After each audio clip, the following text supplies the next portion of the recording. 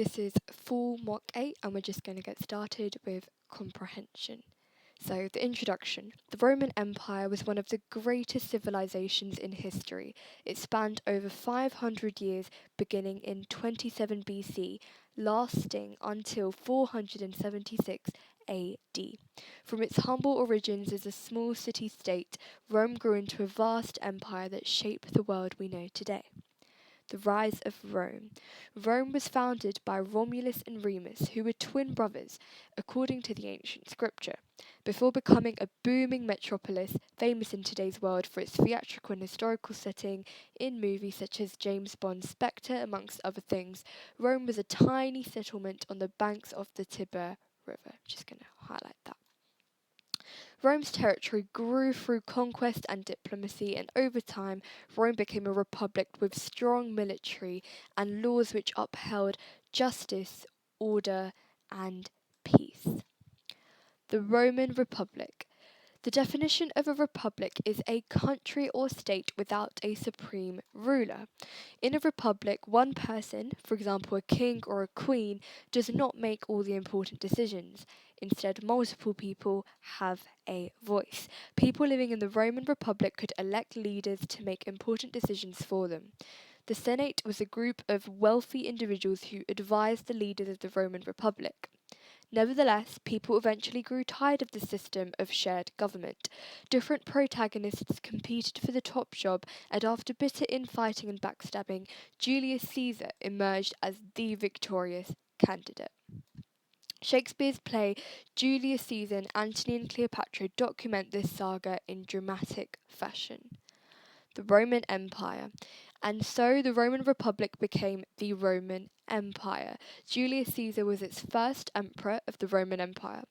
It reached its peak under Emperor Augustus and stretched from England to Egypt and from Syria to Spain. The Romans built impressive structures like aqueducts, roads, and arenas. They introduced Latin as a common language and spread their culture far and wide. Daily life in Rome. For some, life in ancient Rome was fun, enthralling, and entertaining. The city was a bustling hub of commerce, and traders arrived in Rome from the length and breadth of the Roman Empire. Romans could enjoy public baths, theatres, and games at the Colosseum in Rome. The Colosseum is a major tourist attraction in Rome today. Education was highly valued in ancient Rome. Many children went to school to learn reading, writing, song, poetry, and arithmetic. However, life was not great for all. Rome was built on slavery and was a patriarchal society, meaning that unfortunately women enjoyed limited rights. Undoubtedly, the Roman Empire left a lasting impact on the world. Remnants of Roman architectural masterpieces still survive today and can be marvelled at. Aqueducts successfully transported water over millions of miles, contributing to the prosperity of the empire and the well being of its citizens. Romance languages such as French, Spanish, Italian, or Catalan evolved from Latin, which was spoken in ancient Rome. So, to conclude, history describes the rise of the Roman Empire as a fascinating mythical tale. Once upon a time, there was nothing but grassland along the Tiber River, and fast forwarding some years later, an expansive empire with a booming metropolis with Rome at its centre. Nevertheless, the decline of Rome is a more melancholic tale of overexpansion, fracture, and powerlessness. All great things must pass. Still, the Roman Empire can be remembered for its incredible achievements in architecture, governance, culture, and literature. So, overall, this text was very wordy, jam packed with lots and lots of facts, and with lots of paragraphs. So, actually, how I would have done this comprehension was I would have read the questions first and then gone back to the test to the text. So, if we look at the first question, according to the text, when did the Roman Empire begin? We know generally comprehensions go in the order of how they're written in paragraphs. So we know this is going to be near the first paragraph, and I'm just going to get a different colour. The Roman Empire began in 27 BC. So 27 BC would be our answer. Number 2, what were the names of the twin brothers who founded Rome? It is Romulus and Remus, which is B, but just to check, we know that was in the second paragraph over here. I've highlighted it. So again, it may have been quicker to read the questions first and look back in the text rather than reading it all first. How did Rome's territory grow over time? So we're maybe looking in the third paragraph, I'd say, or the end of the second paragraph. So how did it grow? I can see it here. Rome's territory grew through conquest and diplomacy. So let's have a look for that option, through conquest and diplomacy. So again, with comprehension, the answers are always in the text. You just have to search for them. A republic is, so remembering our definitions for a republic, let's have a look just so we get it right. I did highlight it before, so yeah, the definition of a republic is a country or state without a supreme ruler, and that would be, let's find the most similar option. And again, we've got that option for D because it's a country without a supreme ruler. Who were the wealthy individuals who advised the leaders of the Rome Republic? Let's have a look back in the text. That is the Senate. They were the group of wealthy individuals who advised the leaders. So again, we can see it is going in order. So that's the Senate.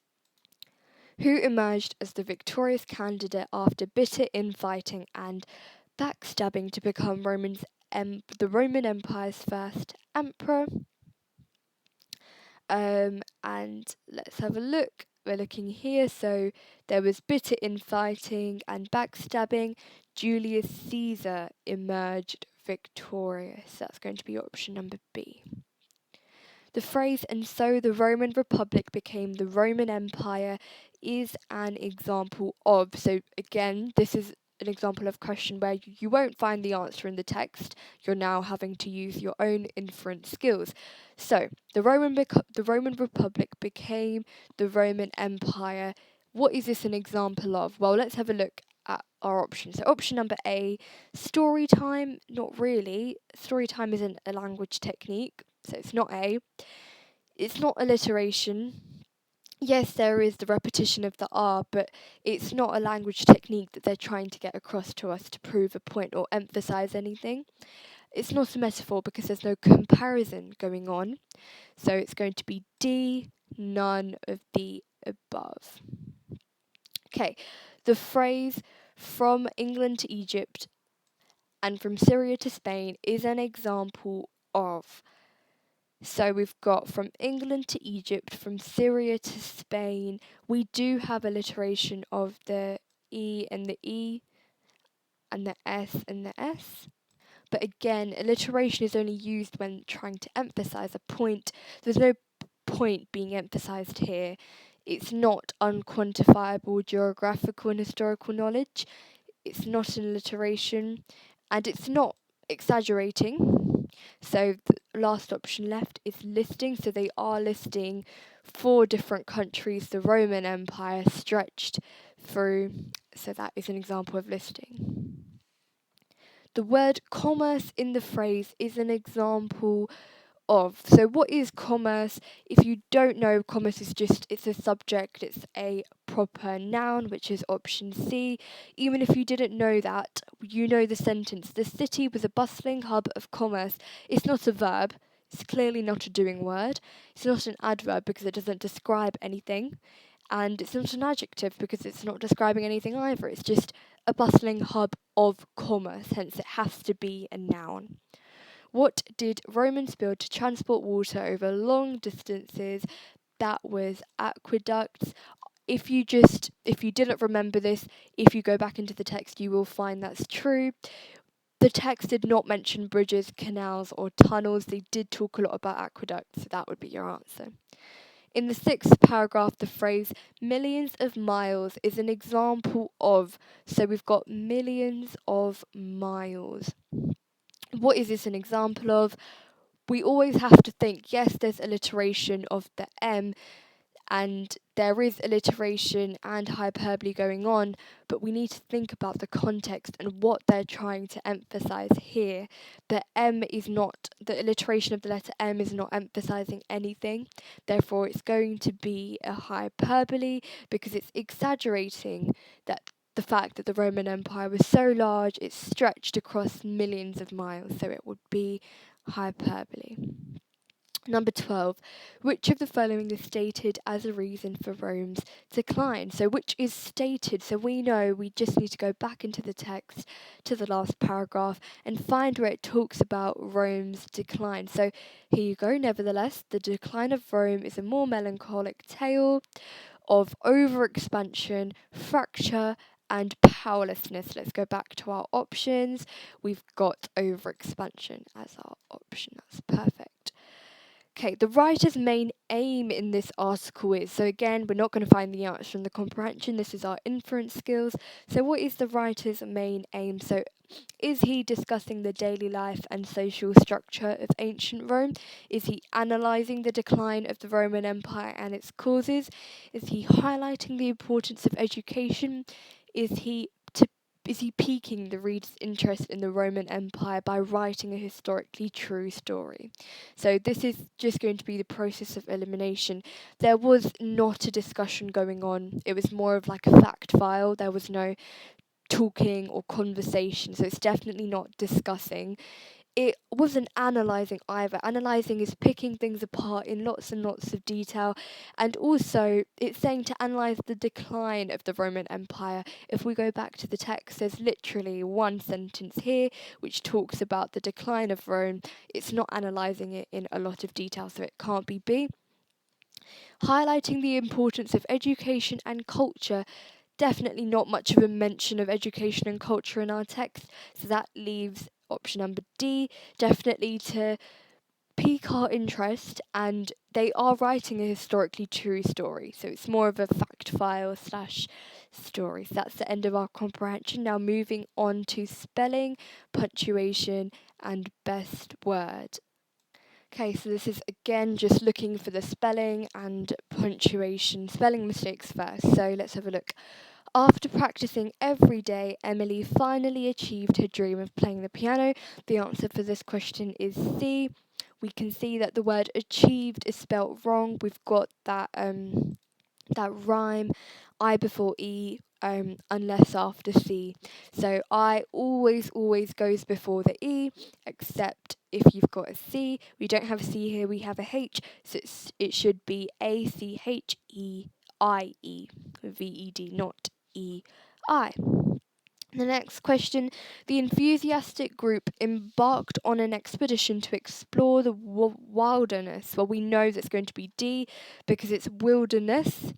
WILDERNESS, not A. You can even just say it out loud. If you were to read this word, you'd read it as wilderness. That's not how you say it. It's wilderness. It's an E. Number 16. As the archaeologists excavated the ancient artifacts, they found dinosaur bones. This was a bit of a tricky one, but here the answer is A. Archaeologists has been spelt wrong. It's missing the letter A. It's missing the letter A. It should be spelled like so.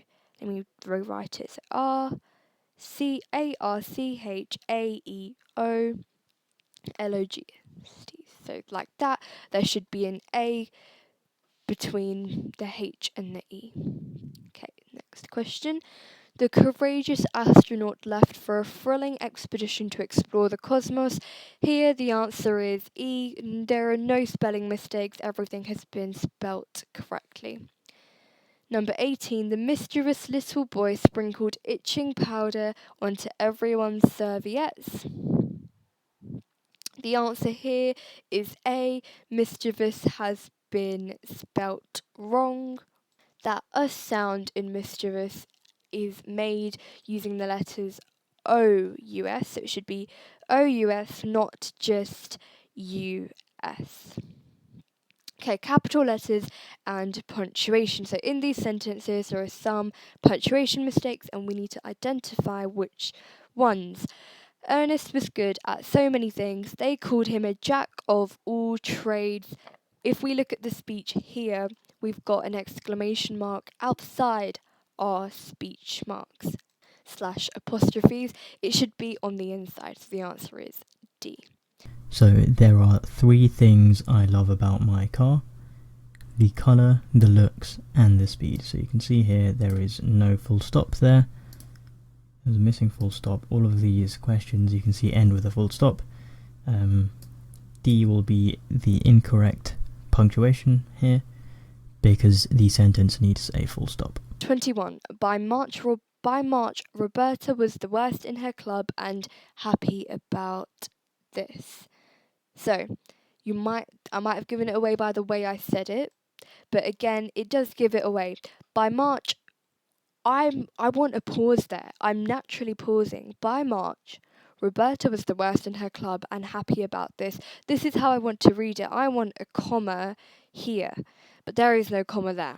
If there was no comma, I would read it like, by March, Roberta was the worst. I want by March and I want a pause, so I naturally want a pause there, therefore there should be a comma there. Number 9. Roberta's coach was unpleased by this and decided to talk to her to find out why. Again, there should be an apostrophe. It's a personal pronoun. Roberta's, it's hers, so there should be a little an apostrophe between the A and the S. Richard was unhappy with his workers' performance. Their sales were down by 50%. Again, we've got that same personal pronoun mistake. There should be an apostrophe between the R and the S here. Okay, best word. So for these, I would say it's trial and error. You read the sentence and you just try each word, and whichever one sounds the best, whichever one fits in. Also looking at tenses. If the sentence is obviously in the past tense, you're not going to choose a word which is in the future tense. Or if the sentence is in the present, don't choose a word which is in the past. So that toy was the something one there. How did you afford it? Exclaimed Jack. That toy was the expensive one there. How did you afford it? That just doesn't make sense. That toy was the biggest one there. How did you afford it? Doesn't make sense either. We're talking about the price through the word afford, so it's not about the size. It's not going to be least expensive or cheapest because he's asking how did you afford it, so the answer is going to be C. Okay. My dad something me £5 to mow the lawn every week and I've been saving up, said Theo. So let's have a look. We know it's in past tense because he has paid him, so it's not going to be anything in the present or the future. We don't have any future, so that's fine. Let's put every word in. We know it's not A because paid is not spelt like that. This is the correct spelling for paid, so let's put that in. My dad paid me £5 to mow the lawn every week, and I've been saving up. Could be B. Let's try C. My dad has paid. Again, the spelling of paid is wrong here, and it can't be hasn't paid. So it's either my dad has paid me £5 or my dad paid me £5.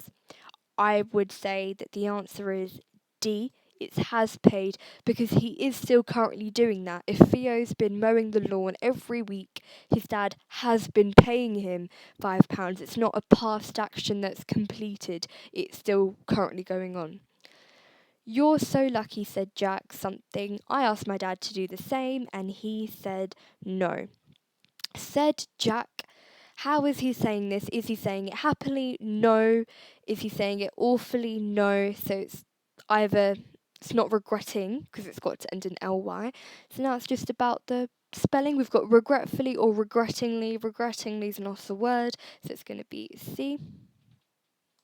It's okay, we can share it. That's what friends something for, aren't they? Suggested Theo.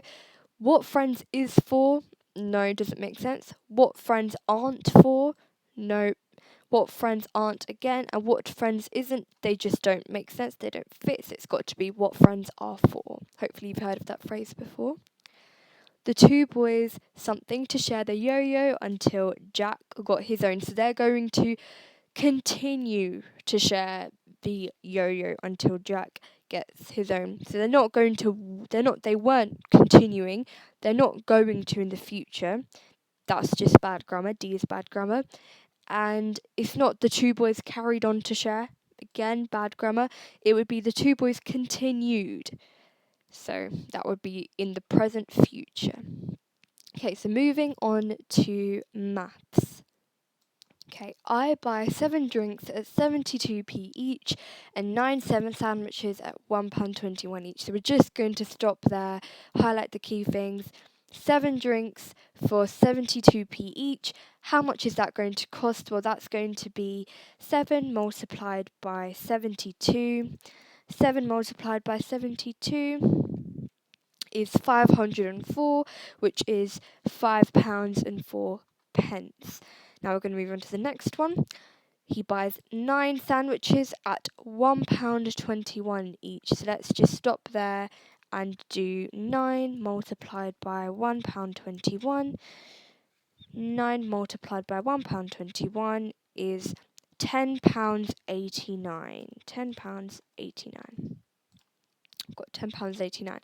How much change do I get from a £20 note? So all we're going to do is add the total cost together. That's £5.04 plus £10.89.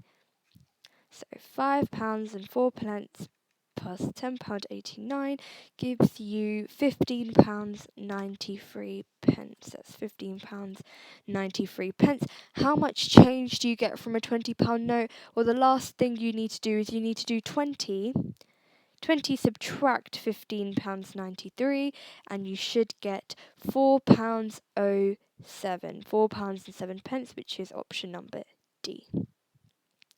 What was the difference in temperature between midday yesterday and midnight last night in degrees? So let's have a look at the temperature between midday yesterday and midnight last night. So this is midday and this is midnight. So what is the temperature at midday? Let's have a look. Let's just zoom in so we can see that clearer. We've got 52, I would say, but it's not 52 because the scale is jumping up in fives, not fives, but it's going, so this is 60 here. Try to write that as nicely as I can. This is 60. So it's going up in 2. So we've got 50, 52, 54, 56, 58, 60. So if we're looking over here, that's going to be 52, 54. So the reading on the thermometer at midday is 54 degrees. And let's have a look at what the reading at midnight is. Again, let's just make sure the scale is the same. Yes, it is. Let's have a little read. It's going to be, so this is 20, it's going to be 20 degrees. I would say this is 20 degrees. I just remembered I made a mistake. It's not in degrees. We've just calculated it in Fahrenheit. I'll change the 1 in a second. This in degrees, sorry, let's just make sure we're looking on this side of the thermometer. If this is in degrees, it's going to again, it is still going up in 2. So this is -10, that's going to be -8, and then -6. So at midnight, it was -6 degrees. My mistake. And this in degrees is going to be, let's just read it, 12. That's 12 degrees. Okay, let's zoom out again. And it's asking what is the difference in the temperature between midday yesterday and midnight. We just need to do 12 subtract -6. So how we're going to write this is like this: 12 subtract -6.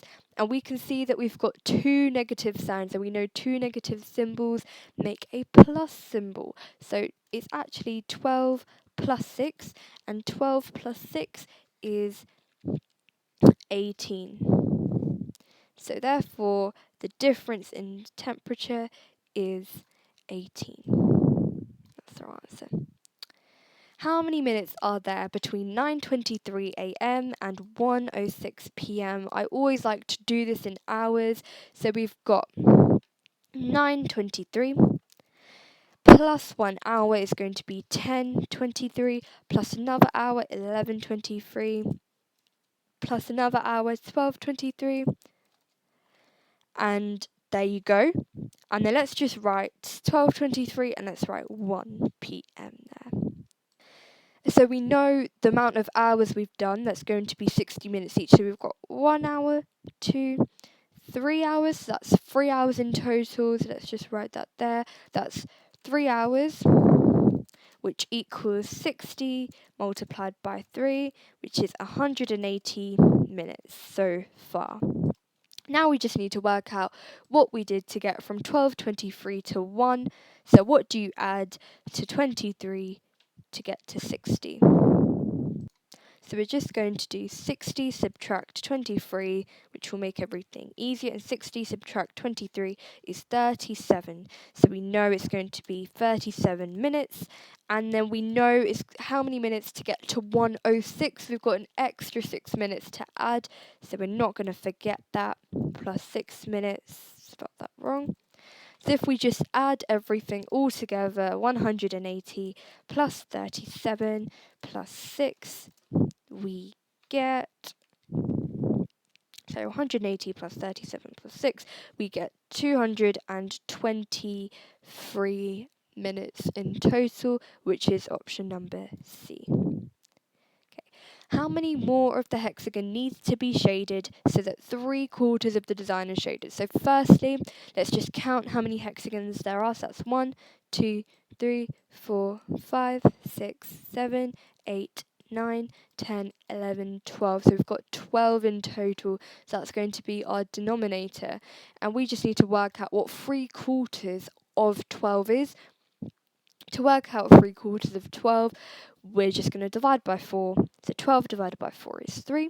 Then multiply by 3, which is 9. So 3/4 of 12 is 9. So 9 out of 12 is 3/4. We've already got 4 hexagons that are already shaded. So 9 subtract 4 is 5. Therefore, we need 5 more to complete, and that's option number A. Calculate the size of the missing angle. Well, we know the rule. Angles in a triangle add up to 180 degrees.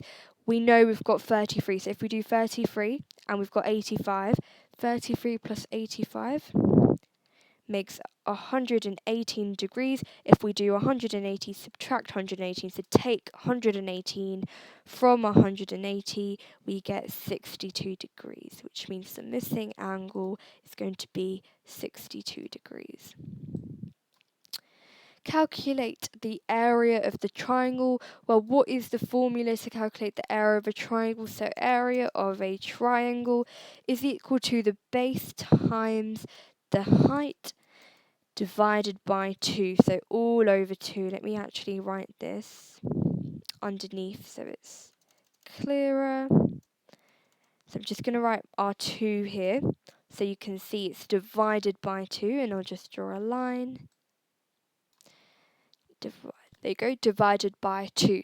So let's just sub in all of our values. So we've got our base is 5 centimeters. Again, we do not need this value. This is neither the base nor the height. It's our diagonal length. We don't use this. They've just put that there to trick us. So we've got the base and the height. So our base is 5. Multiplied by 3 is our height, which is 15. And then 15 divided by 2 should be 7.5 centimeters squared. Obviously our options don't have the centimeters squared written, but always make sure you've got units. That's 7.5. Okay. Calculate the volume of the box. So how do we work out volume? Let's just remind ourselves of the formula. That is our length times width times height. So our length here is 20. It doesn't really matter what order we multiply it in. Our width is 11 and our height is 15. We need to multiply all of these together using column multiplication. 20 times 11 is 220, and 220 times 15 is 3,300. and that gives you your answer as C. Right, we've got a bit of BODMAS here, so I'm just going to write BODMAS on the side so we don't forget. And that just means we do our brackets first. So what is in our brackets? We've got two sets of brackets, so let's do the first set of brackets first. Our first set of brackets is inside here. So that is here. That's 4 plus 4. So we're going to do 4 plus 4 first, and 4 plus 4 is 8. And that leaves us with 8 divided by 4 left over, and then we've got the minus 4 on the outside. So this is what we've got now. We're going to, again, still doing brackets first, so we're going to do the 8 divided by 4 first. That leaves us with 8 divided by 4 is 2, 4 minus 2, and then last but not least, 4 minus 2 is just 2, and that leaves us with an answer of 2. That's A. What is the value of angle B? So I'm just going to zoom in so we can see the protractor clearly. So let's have a look at the angle B. So this is our angle B. It's coloured in red. It's an obtuse angle. And to work out what it is, we go from the 0 line anti-clockwise all the way to the last red line. And we're just going to work out where it's pointing. We're reading the inside line, so we're not reading these outside numbers because our angle is not 50 degrees. 50 degrees is about here. Because it's obtuse, it's got to be bigger than 90. So remember, just a reminder, we're looking at this inside row of numbers. So let me just rub out my annotations. So we're looking at the inside row of numbers. So we know it's between 130 and 140. Looking at the lines at the top, this is 135. We're about 2 lines below that. So 135 minus 2 is 133. So our answer is going to be E. Even just by looking at, we can eliminate A, B and C because they're smaller than 90 and our angle is bigger than 90 degrees. This is our 90 and it's bigger than 90. It's obtuse. So it's not going to be A or B or C, and now it's just out of D and E. Okay, let's just make it smaller again. Right, round 3 and 39,607 to the nearest thousand. So let's just highlight what number is in our thousands column. That is our number 9. Sorry, I accidentally did the 3 as well. Let's try to just get the 9.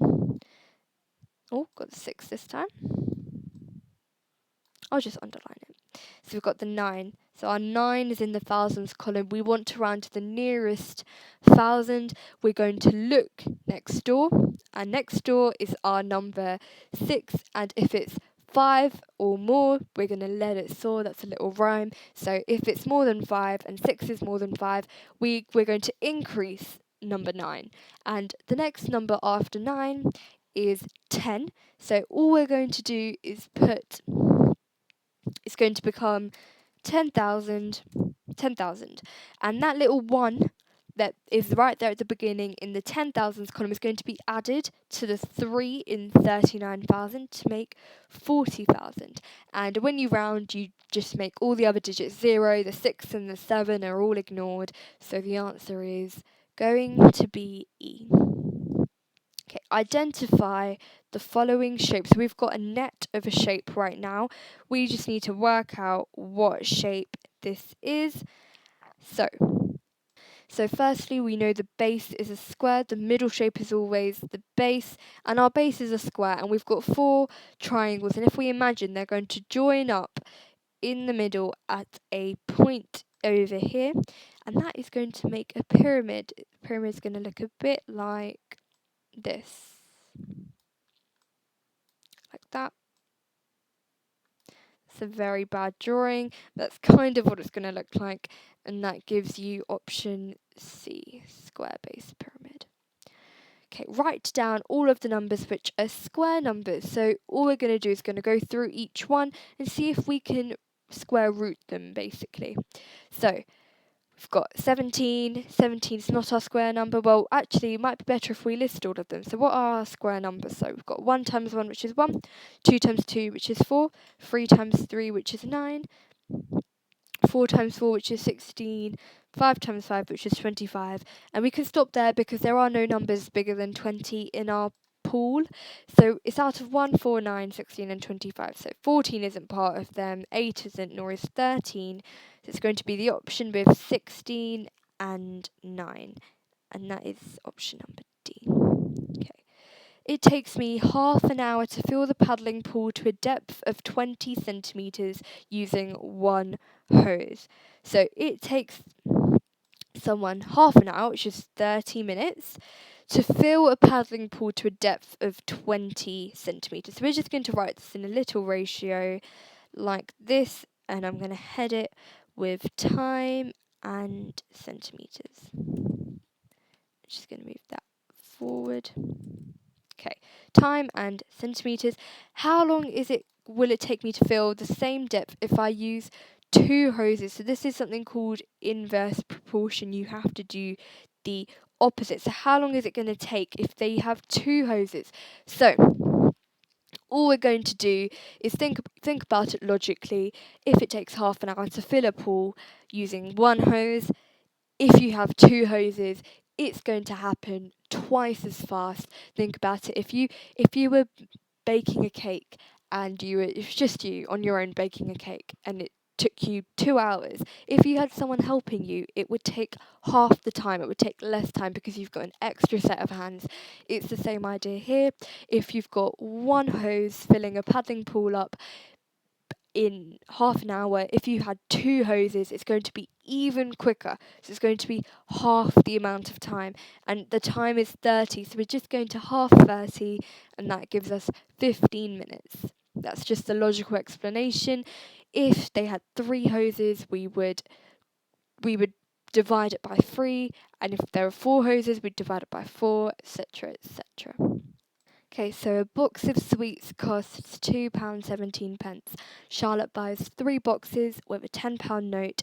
How much change does she receive? So one costs £2.17 and Charlotte buys 3. So we're just going to do £2.17 times by 3, and 2.17 times 3 is £6.51. So that equals £6.51, but she buys this with a £10 note. So to work out how much change, we're just going to subtract it. We're going to do 10, subtract £6.51. So let's do that. 10 subtract £6.51 is £3.49. That's £3.49, and that gives us an answer of A. Number 15, fill in the gaps. We've got a little pattern going on here. 7, 8, 10, 14. Let's have a look at what's going on. So, to go from 7 to 8, we're adding 1. To go from 8 to 10, we're adding 2.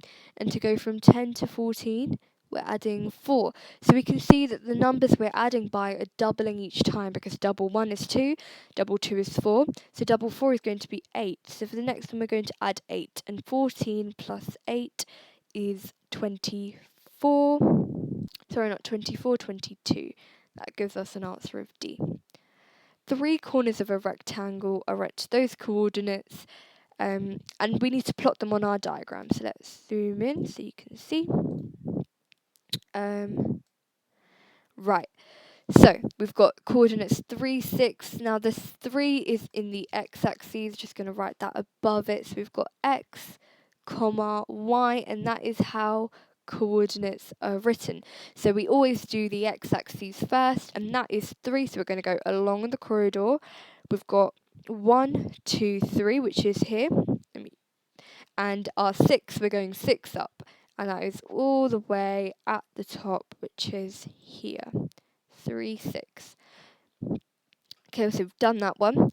Now 1, 3, so 1 is here. And we're going to go up 3, so that's 1, 2, 3. That's here. We've done that one.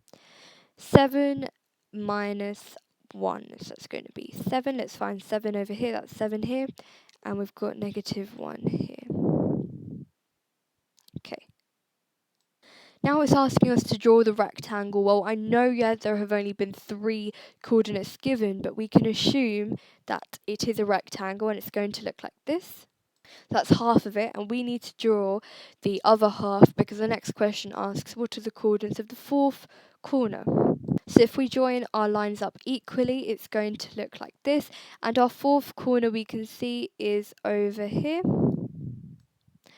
and that is at 7 here, and if we just go across 7, 2, so our coordinates are going to be at 7, 2, sorry, not 7, 2, don't know why I thought that was 7, that's 9, because it's 8, 9, 10, so it's going to be 9, 2, and that is option number B, 9, 2. Okay, let's zoom out again. The most likely length of a television remote control is. So, this is again just using your common sense, using your units. How long is a television remote control? Well, first option 0.1 centimeters. That is 1 millimeter. We know how small a millimeter is. A millimeter is about this big, literally this big. Our television remote controls are not that big, so it can't be A. 1.7 centimeters. 1.7 centimeters is about this big. Our remote controls are not that big. 17 centimeters, I would say, is a good size for a remote control. I'm not going to draw 17 centimeters out right now, but I can try. So this is about 10 plus another 7, so this is about 17. 170 is a meter. We have never seen a remote control a meter long, so it's not going to be D, and this is 17 meters. It's not going to be E. So the most logical answer is C. 1/4 of the pupils in a class are girls and the rest are boys. What is the ratio of girls to boys? So 1/4 in a class are girls, therefore the rest are going to be boys, therefore that is going to be 3/4. So the ratio is going to be 1 to 3. So how I got that was that's 1/4 on one side for the girls and 3/4 for the boys. And I just took the numerators and made it into a ratio. And if we add 3 and 1, we get 4, which is the total bottom number of our denominator. So the ratio of girls to boys is 1 to 3. So I like that. How long is it in hours and minutes between 9:34 and 1:21? Again, we're going to do my methods. Let's do 9:34, add another hour, that's going to be 10:34, add another hour, 11:34, add another 12:34, it's not a pound sign, 12:34, add another, it's going to be 1:34. 1:34 is too much, so we're just going to go to 1 o'clock first, just to make it easier for us. So to get from 9:34 that's to 10, that's 1 hour, 2 hours and 3 hours. This is going to be 3 hours. Now to work out the number of minutes, what do we do to 12:34 to get to 1? Well, 12:34 to get to 1, we're just going to do 60 minus 34 because 60 is the total minutes in an hour. And we just subtract 34 to work out how long is left. That's 26 minutes. We've got 26 minutes left, but remember it's to 1:21, so we've got an extra 21 minutes. So we're going to do 26 plus 21, and 26 plus 21 is 47 minutes. That's 47 minutes left. So it's going to be 3 hours and 47 minutes, which is option C. Okay. Steve counts the number of goals he scores in 6 5-a-side football games. The counts were 3, 4, 2, 0, 1, 8. What was the mean score? So mean, we're just going to add them up and divide them by how many. So we're going to do 3 plus 4 plus 2 plus 0 plus 1 plus 8. And then we're just going to divide our total that we get. So let's work out the total first. So 3 plus 4 plus 2 plus 0 plus 1 plus 8 is 18. And we're just going to do 18 divided by how many, and he played in 6 of them, 6 5-side matches, so 18 divided by 6, which is 3, so our mean is 3. Okay, what is the range? So our range is the most common, sorry, not the most common, it's the biggest number minus the smallest number. Our biggest number is 8 over here, and our smallest is 0. So it's just going to be 8 subtract 0, which is 8. It's not going to change. On a train, there are 140 men and 200 women. What is the ratio of men to women written in its simplest form? So let's write the ratio first. Remembering it's men to women, so that's 140 to 200. Now all we're going to do is simplify it. First thing I would do, I would divide them both by 10 to get 14 and 20. That's the easiest you can do. Then I can divide them both by 2, definitely. That makes 7 and 10. I can't go any more than that. So our answer is going to be D. How many seconds are there in 4 minutes? Well, how many seconds are there in a minute? There are 60 seconds in 1 minute. So let me write that here. 60 seconds in 1 minute. Therefore, let's just work out how many seconds there are going to be in 4 minutes. Let's write that here. 4 minutes. So what do you do to 1 to get to 4? Well, you multiply by 4.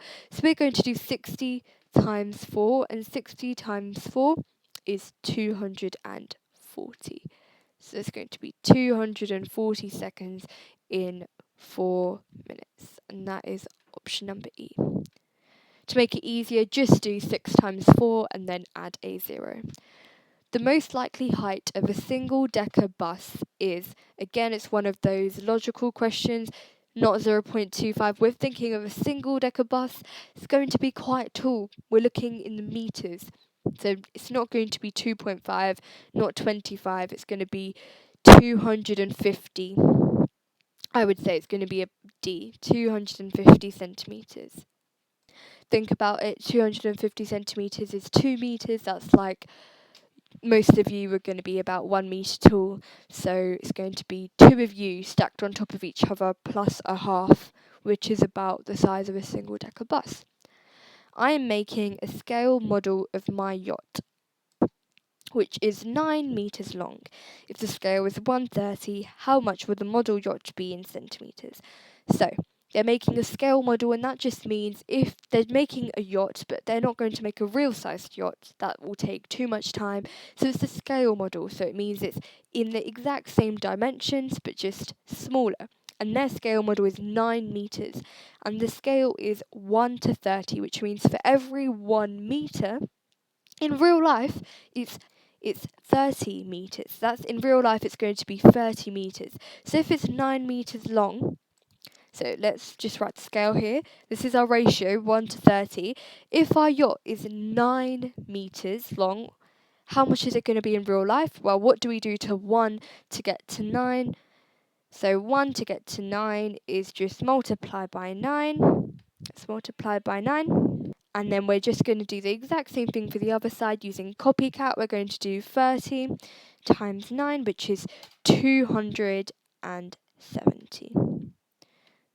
270. And that is how long it's going to be in meters. 270 meters long, but we want it in centimeters. So to turn it into centimeters, we're just going to divide it by 10 to turn it into centimeters. So that's 270 meters divided by 10 makes 27. Now there's no option for 27, but the closest to 27 is 30, hence our answer is going to be 30. Okay, question 26. Rowan sends 7 text messages each day. A £5 credit buys him 140. Today he received an extra 15% when he bought his £5 credit. How many days should the credit last? So, his £5 credit buys him 140 text messages, and today he received an extra 15%. So first let's just work out how many text messages he sends a day. So He sends 7 a day and his credit buys him 140. So let's do 140 divided by 7 to work out how long his credit's going to last him without the extra 15%. So 140 divided by 7 is 20. So his £5 credit lasts 20 days. But today he receives an extra 15% of free text messages. So what is 15% of 140? We're going to split this up into 10. So 10% of 140 is just going to be 14 because we're dividing it by 10. Therefore 5% is going to be half 14, which is 7. So if we add them both together, 10 plus 5, 14 plus 7, it's going to be 21. So basically he gets 21 extra free text messages than the 140 he gets. So we're just going to do 140 plus 21, which is 150, 160, 161 text messages after the extra 15%. How many days should this last? Well, if he sends 7 a day, again, we're just going to do 161 divided by 7, and 161 divided by 7 is 23. So it should last him 23 days, and that is option number C. Okay. In a sponsored walk, Adam took 4 hours, 39 minutes, Billy took 274 minutes, and Charlie took 4 3/5 hours. Who was the quickest? So we're just going to convert them all into the same units. Let's convert them all into minutes because Billy's already in minutes. So Billy took 274. Let's convert Adam's into minutes. So we've got 4 hours. We know 4 hours is 60 minutes times 4, which is 240. And the extra 39 minutes, so 240 plus 39, is going to be 279. So I'm going to write this on the side. So Adam equals 279 minutes. Billy, we already know this took 274 minutes. And Charlie took 4 3/5 hours. So again, that's 4 hours, which is 240 minutes, plus 3/5. So what is 3/5 of an hour? So first, we know our hour is 60 minutes. If we divide 60 by 5, we get 12. And if we've got 3 of those parts, that is 12 times 3, which is 36. So we're just going to do 240 plus 36. So 240 plus 36 is 276 minutes. Now, who was the quickest? So who took the shortest amount of time? That's going to be Billy with 274 minutes. Okay, calculate the total shaded area that the rectangles cover. Okay, so all we need to do is work out the areas of each rectangle. So this is rectangle number 1. So let's work out the area of rectangle number 1. So we've got 20, so we know the area is the base times the height. We need to do 20 times our length. We don't know our length, so our length is 13, but we know there's this extra bit here that is not included in the 13. We need to work what that is, and we can use the second rectangle to work that out because we know this length is 7, and we know this length is 12, which means this length, the missing one, should be 12 subtract 7. And let me just change the colour so we can see that. 12 subtract 7 is 5. So we know that length is going to be 5 centimetres. Ooh. Okay, so now we know our length. Our length is going to be 13 centimetres. Add the extra 5. And we get, so 13 plus 5 is 18. So we know our length is 18. So now we can work out our area. So our area is just going to be 20 multiplied by 18. And 20 multiplied by 18 is 360 centimetres squared. That's our area. So I'm just going to delete the working so there's not too much going on. So I'm just going to write the area equals 360 centimetres squared. Okay, so let's rub this out. Okay, now we need to work out the area of rectangle number 2, which is all of this. So this whole entire rectangle, we need to work out the area.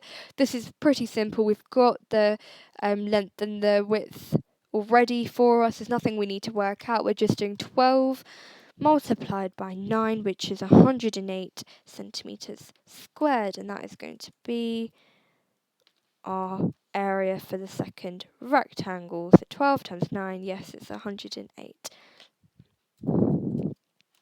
Okay, so now we've got the area of both rectangles. It's asking us what is the total shaded area that the rectangles cover. So we've got the total shaded areas that both of them cover, but we've missed out, or some of you may have missed, the fact that this little square in the middle is actually part of both rectangles. This area, both rectangles cover. So what we need to do is we need to work out the area of this shaded bit too and subtract it from the total, because the areas we've calculated here includes this shaded bit. We don't want to include it because we don't want a double. So let's just work out the area of this small rectangle here. We know one side is 5 from what we previously worked out here. What is this length going to be? So that's going to be, we know the full side is 9, and we know the shorter side is 5.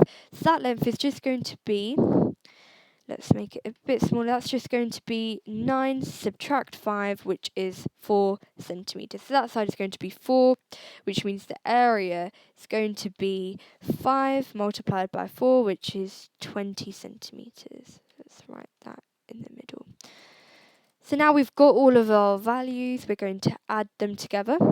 So we're going to do 108 plus 360, 108 plus 360, 108 plus 360 is 468.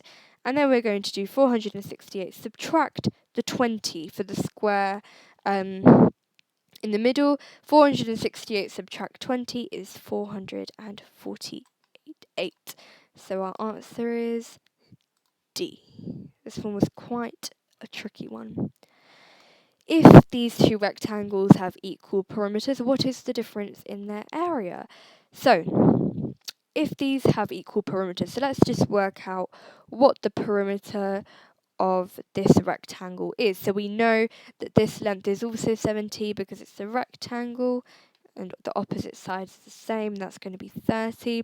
So let's just add them together. 70 plus 70 plus 30 plus 30 is 200 centimeters. So the perimeter of this rectangle is 200 centimeters. We can also work out the area of this rectangle. That's just 70 multiplied by 30. 70 times 30 should be 2,100 centimeters. Let me just change the color of that. That's the perimeter and area. Now let's work out the perimeter and area of the second one. So we know the perimeter is equal because it says they have equal perimeters. So we know the perimeter of the second one is also going to be 200 centimeters. We know that this is a square, which means each side has to have an equal amount. So each side is going to be equal. So we just need to do 200 divided by 4, which is 50. So we know each side has a length of 50. Let's do that in black. So we've got 50 here and 50 here. So now with that we can work out the area. So the area is going to be 50 times 50. 50 times 50 is 2,500 centimeters squared. So now we need to work out the difference in the areas. So we can do 2,500 subtract 2,100. 2,500 subtract 2,100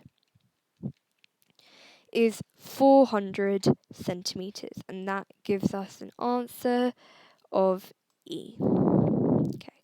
Find the size of angle A in the diagram. So we've got our angle A, which is over here.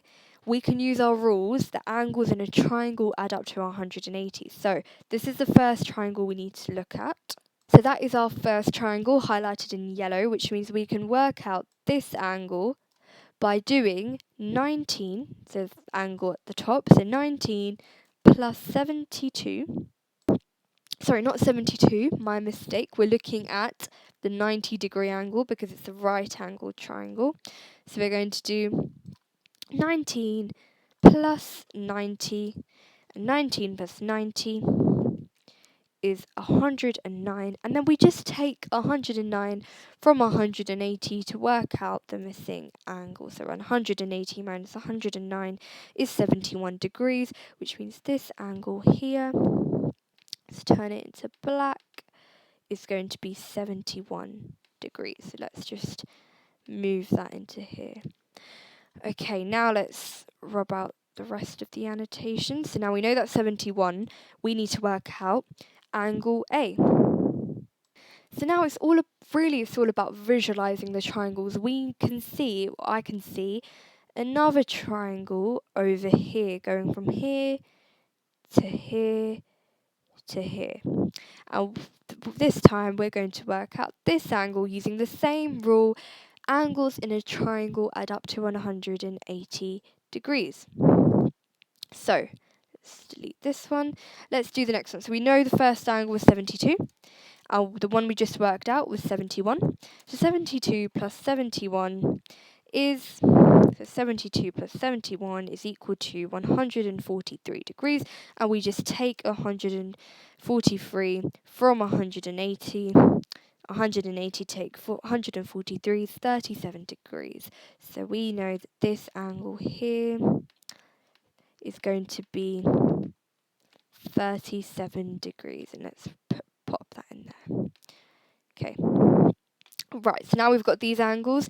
We can see one last triangle over here, but before we work out that one, first thing we should notice is that this is a straight line, and the other rule that we know is that angles on a straight line add up to 180 degrees. So we can work out this angle by using that rule.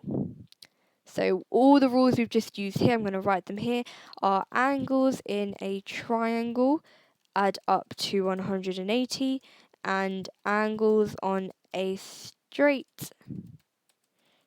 line add up to 180. So these are the two rules we've used so far. Change the colour to blue. Those are our two rules. So we can do 180 take 37, so 180 minus 37 is 143 degrees. So we know that this angle here is going to be 143 degrees. Let's just change that into black. And lastly, we've got one more triangle that we can make out over here. The last one to work out angle A after all of that work is just simply doing 143 add 17. 143 add 17 is equal to 160. Then we take that from 180. 180 take 160 is 20 degrees. And that means our angle A is 20 degrees. And just to make it extra clear, we can put 20 inside. Let's put that here. And I'm just going to rub out all the extra working. So this is just to make it extra clear on how we did it. We worked out 71, then we worked out 37, and then 143, working our way towards the last triangle, and then we could work out angle A. Okay, 31. 4 bells ring at intervals of 2, 8, and 7 seconds. If they are all rung at the same time, how many seconds will pass before they all ring at the same time again? So 4 bells ring at intervals of 2, 8, and 7 seconds. So for this type of question, all we're looking for is those three numbers given at the top, 2, 8, and 7. We just need to find a multiple of all three of those numbers. So which option is in the 2 times tables, and in the 8 times tables, and in the 7 times tables. And it's not going to be 20. 20 is not in the 8 or 7. It can't be B, that's not in the 8s. Can't be C, that's not in the 7s. Can't be D, so that leaves E, which is in the 8 times tables, 7 times tables, and the 2 times tables. This is because it's asking if they're all rung at the same time. So we're looking for the number that they're both, after how many seconds they're both going to ring at the same time. And for that, you're looking for the factors. This pie chart represents 60 pupils. What fraction of the pupils do swimming? So we've got half do dance, 90 degrees, that's 1/4. Let me just write 1/4 here. So 1/4 do football and 20% do netball. So what is 20% as a fraction? Well, 20% can be written as 20 over 100 and simplified to be 1/5. So we've got 1/5, 1/4 as a half. And now we're just looking at, we just need to work out what the swimming is. So to do that, we're going to add all of the fractions together. So we know how to add fractions. We need to make the denominators the same. So to make the denominators the same, we're going to just make them all 20. That's the easiest number we could do. So let's turn 1/2 into 20. So if we're making our denominator 20, the top number is going to be 2 times 10. So 1 times 10 is 10. This is going to be 10/20. If we're making 1/4 to over 20, 4 times 5 is 20. So 1 times 5 is going to be 5/20. And we're going to turn 1/5 into 20. So 5 times 4 makes 20. So 1 times 4 is 4/20. Now let's just add them. So let me rub out the original ones. So now we've got new fractions.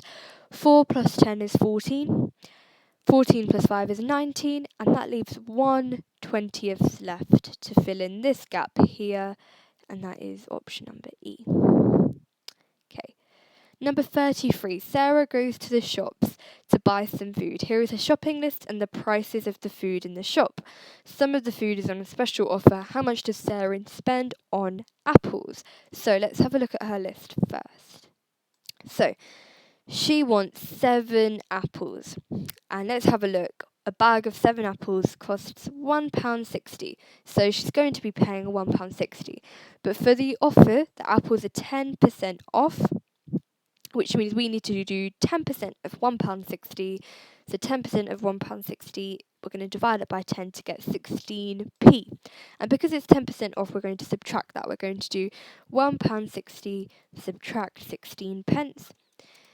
So £1.60 subtract 16 pence gives us, let's just do that. That is going to give us 1.44. So she actually paid £1.44.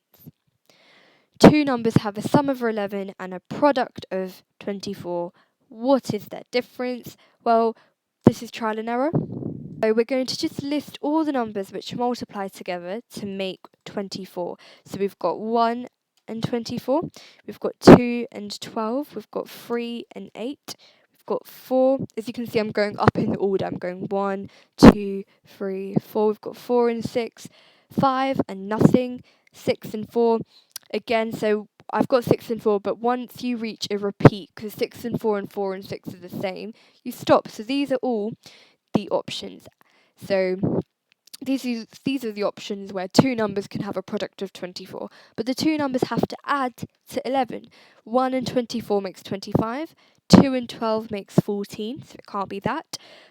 8 and 3 equals 11, and 6 and 4 equals 10. So it's going to be 8 and 3. What is their difference? To work at that, we just do 8 minus 3, and that equals 5. So our answer is going to be 5. 9 bus stops are equally spaced along a bus route. The distance from the first to the third is 600 metres. How far is it from the first to the last? So we've got 9 bus stops. I'm just going to write it to make it clear. We've got 1, 2, 3, 4, 5, 6, 7, 8, 9. I haven't equally spaced it out. I've just written it to make it a bit clear. So the distance from the first one to the third one is 600 metres. So 600 metres. Let's write that there. I'll make it slightly bigger, and I'll make it red. So that is 600 meters. So to go from the first one to the third one, that is 600 meters. We can assume that this is the same for every 3 bus stop. So we can assume to go from the third to the sixth one, and to go from 6 to 9, we've got our 3 times tables, 3, 6, 9, is also going to be 600 meters. So let's just copy that. So it's going to be 600 for all of them. So let's write 600 here and 600 here. It's going to be 600 meters for all of them. And how far is it from the first to the last? We're just going to do 600 times 3, which is going to make 1,800. And that is going to be our answer. Our option sheet is incorrect here. Apologies for that. The answer is 1,800.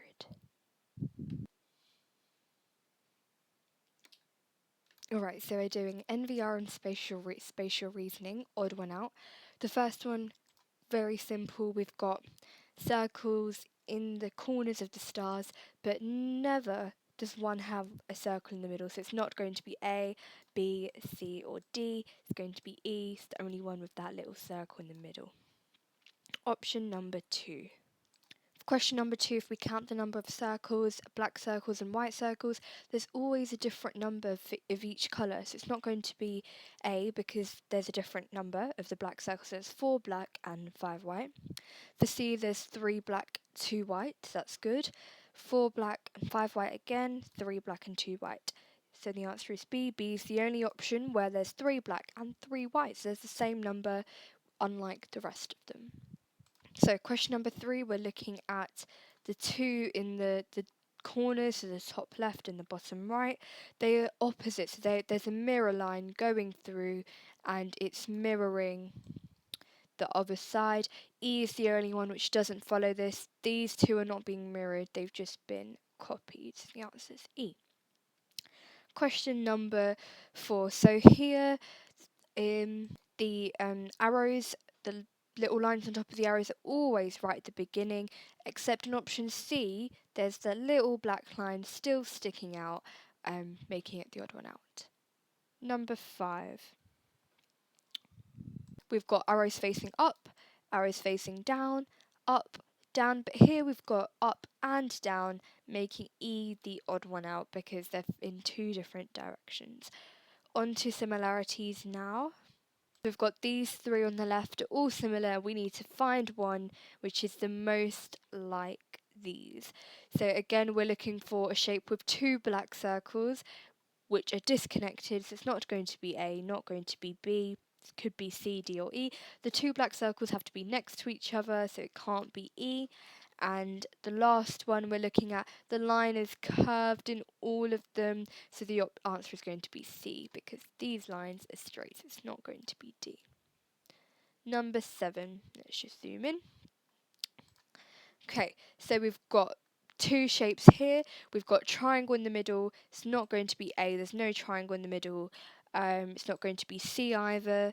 The rest do have triangles. Now the shape on the outside is a quadrilateral, so we know it's going to be a 4-sided shape. B has a pentagon, it's not going to be B. Now the inside shape is always curved, it's a shape with only one side, like the circle. It's got the round, smooth edge, so it can't be D because D's got this sharp edge here, so the answer is going to be E. Right. So here we're looking at the lines of symmetry. So each shape here has one line of symmetry. So I's goes down in the middle, K's is horizontal, and E's also horizontal. C, so C's got a line of symmetry going down here. D has one going down here. G has no lines of symmetry, and nor does D. And H has got 2 lines of symmetry going up and down here, like the I. So it's going to be option number E. Number 9, we've got loads of arrows pointing in different directions. We've got a black triangle on each of them. speed has no black triangles, and E is only one arrow, and D is just looks weird. The arrows are pointing in all different directions. We've eliminated 3 already. It's out of A or C. Now we can see the bottom of the arrow has nothing on it, and A has something on it, so it can't be A, so it's got to be C. The last one of the similar shape. So I would just start by counting the number of triangles inside. We've got 3 triangles inside each shape. A only has 2, B only has 2, D has 1, and E has 1. C is the only one with 3 triangles, making C our NVR series, question 11. What we have here is, it looks like, if we're looking at the change from here to here, is first of all we've got this arrow that is curved in this direction, and then it gets rotated 90 degrees and then flipped. So you can see it's rotated to this position and then it's flipped, so now it's pointing the other way, right? And then from here to here, instead of it doing 90 degrees rotation and flipping, the arrow is rotating 100 degrees and then flipping, right? 180 degrees. So hopefully that makes sense. A 90 degree change is going from this to this, right? 180 degrees is sort of going the whole way around. And then what's happening is it's flipping. So it would be like that. Anyway, what we've got there is we've got this pattern that it goes 90, then 180. Every time it rotates, it also flips.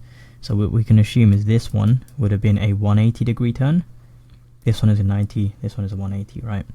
Of course, it has to also flip. So let's rotate this backwards 180 degrees. Well, it would look like this. And then let's flip it. It would look like this. So, which answer has that? Only B and D have that. What else is changing? Well, the hearts are going from more hearts to less hearts. So here's 3, here's 2, here's 1. We can assume this one is going to have 4 hearts. And there's no reason to believe that the 4th heart would be grey.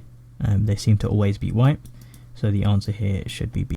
Okay, next question. So we've got kind of a rotation going on here. Our shape is rotating clockwise by 90 degrees each time.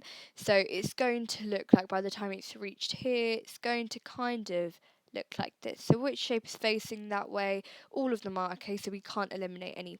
Now the number of black circles is increasing each time, so we're going to have 3 circles by the time we reach here, so it can't be A, it's got to be B, C or D. Now the number of lines, it's going 3, then 2, then 1, so it's going to have 1 line, so it can't be B. And the 3 circles are always in the corner, not just floating on top of it, so our answer is going to be C.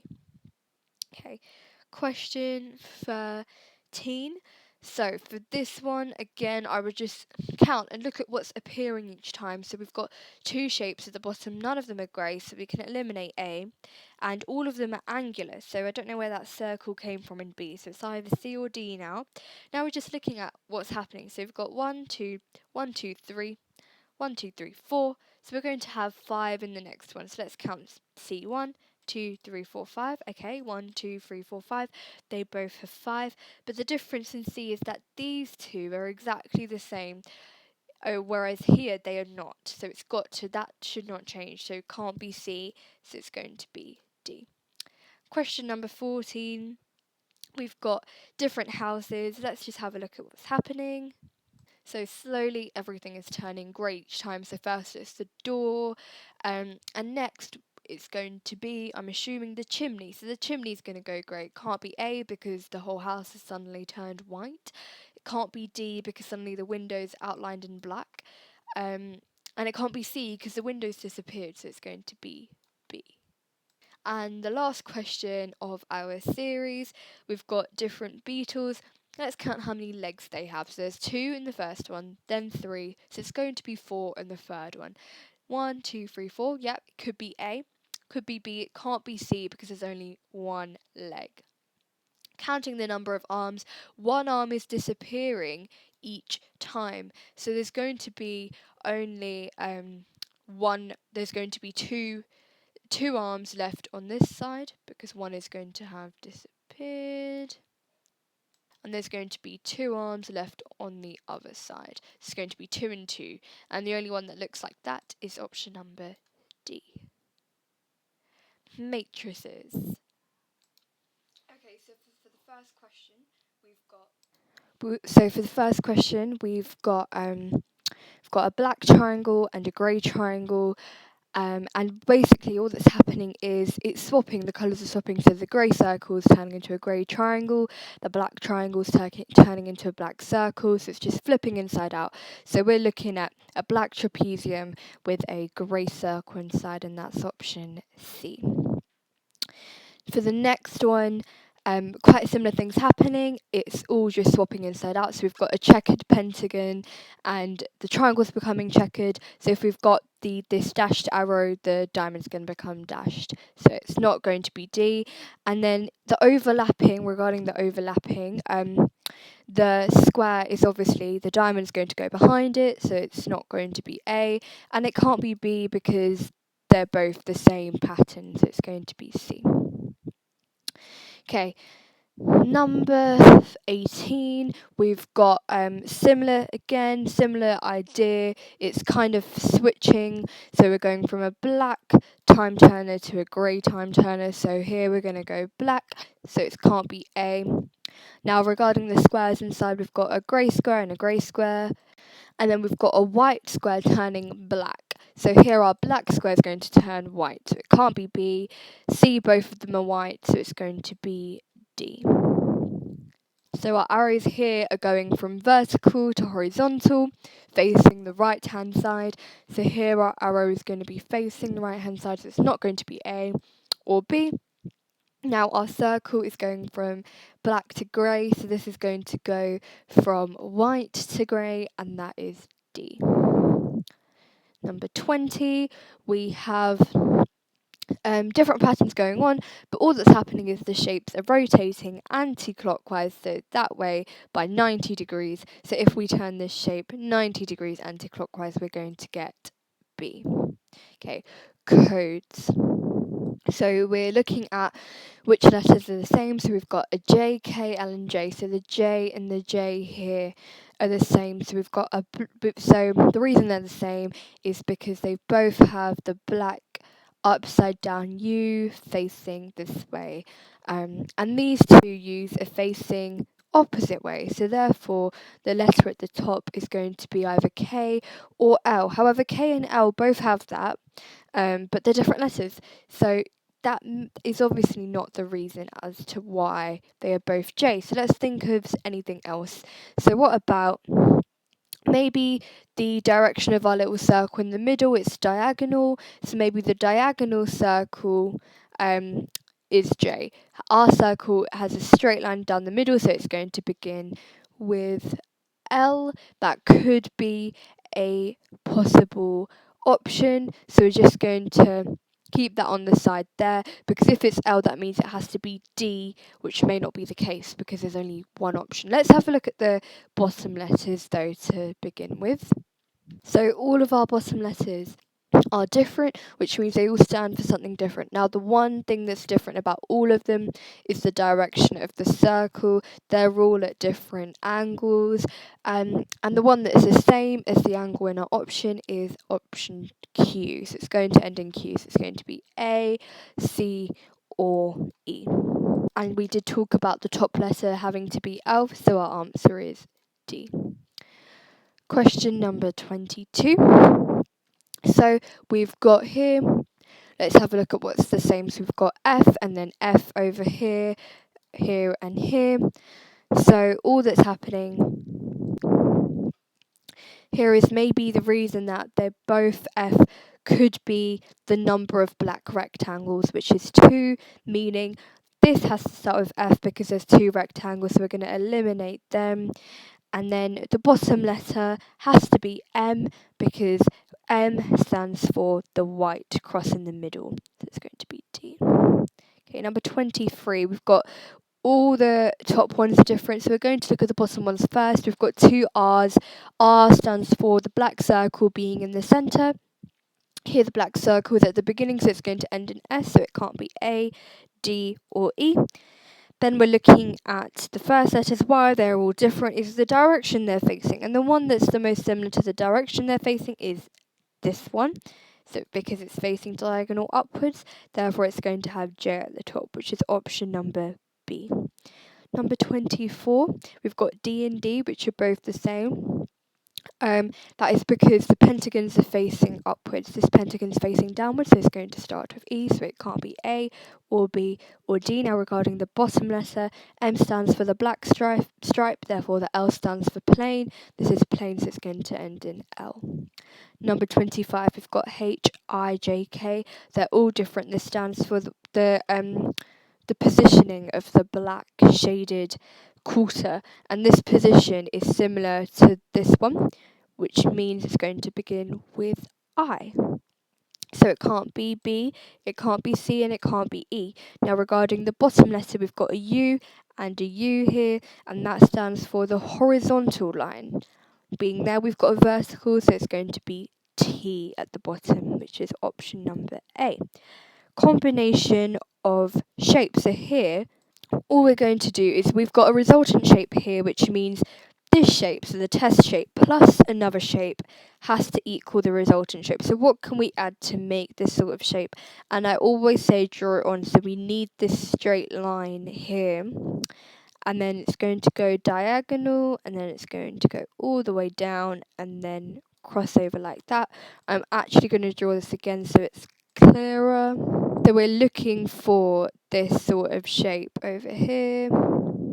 So the yellow highlighted bit, we're looking for a shape which looks like that, and that is option number D. It can be rotated, so if you turn option number D around, it does make this shape. Number 27, so I'm going to do the same thing. I'm going to draw what we need. It's going to look like that. Again, it could be rotated, and our answer is B. Again, it's just rotated. Same thing for number 28.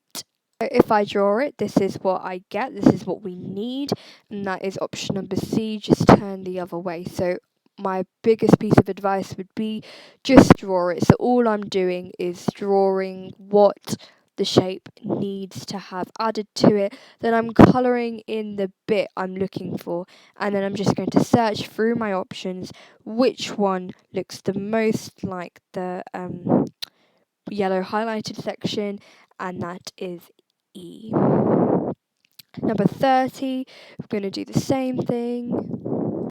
And so again, looking for the most similar one, which is going to be C. Okay, reflections, again, we've got our mirror line, and all we're doing is reflecting it. I always say do one detail at a time because it's really easy to mix this up. If we were to reflect this, we'd have a circle here, and the eyeball that's reflected is going to be shaded in the opposite direction. This is shaded in closest to the edge, so it's not A, can't be D, and as you can see, B, C, and E all have the black shaded bit to the far right, which is what we want. The next detail we're looking at is the semicircle. It should be on the right hand side. Yes, they all have that. Then we're going to have the line coming down here and like this, and then it's just going to come out like this.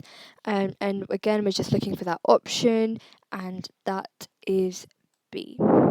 Again, let's draw out what this is going to look like. So our little trapezium, the pointy bit is going to be facing in, and it's going to look like that. A's pointy bit is facing the other way. D is completely upside down, so it's either B, C, or E. Let's have a look at the rest. We've got the linear bits on the outside, and the round bit's going to be on the inside. That's correct. However, B does not have that bit, and nor does C. C is missing a bit too, so our answer is C. Question number 33, again, drawing out the image. That's not a very good drawing, but that obviously looks the most similar to A. B is completely upside down, C's cross is the wrong way, and D's gap here is too thin, and E's has turned that. So it's just paying attention to the fine details. And then we've got Question 34, again doing the same thing, drawing it out, and you should get the answer to D. I'm not going to go through reflections in too much detail because again this is all just about independently being able to mirror an image with a pencil, drawing it by yourself. And here again I'll just draw this one out. We're going to have the oblong closest to the front.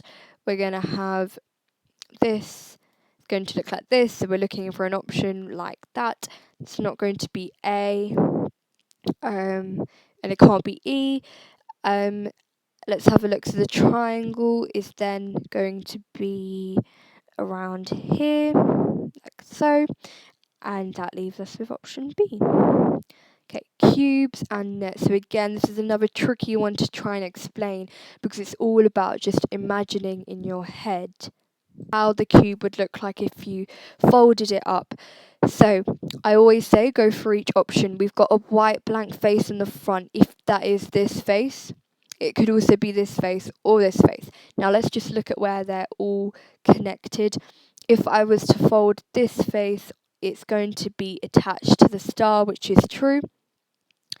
And then the arrows would come down and they would be attached to this. However, the arrows would be facing that way.